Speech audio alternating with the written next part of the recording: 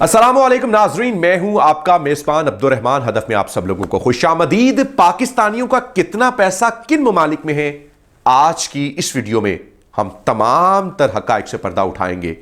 शब्बर जैदी ने तमाम तर इंकशाफात वेबिनार मीटिंग में बताए हैं और उन्होंने यह भी बताया है कि वो अशखास कौन हैं, उनके नाम और पते भी उनको मालूम है।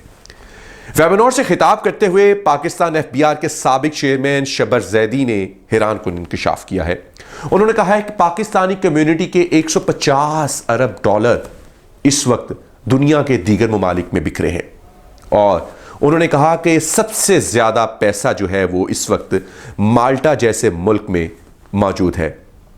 इस वक्त पाकिस्तान की मईशत डूब रही है और मैं उन सबसे ये कहना चाहूंगा कि अपना पॉजिटिव रोल प्ले करें और वक्त आ गया है कि पैसा वहां से उठाएं और अपने मुल्क में लाएं। अपनी किताब के बारे में भी उन्होंने बताया कि किताब पे काफ़ी प्रॉफिट वो कमा रहे हैं, लेकिन प्रॉफिट का सिर्फ 2% हिस्सा उनके नाम है, बाकी जिनके साथ उनके जो मामलात हैं वो वहीं चल रहे हैं। लिहाजा 150 अरब रुपया इस वक्त जिसको पाकिस्तान की अशद ज़रूरत है। देखते हैं कि आज के इस इंकशाफात के बाद हमारा सच पहुंच रहा है आप तक जिम्मेदारी के साथ।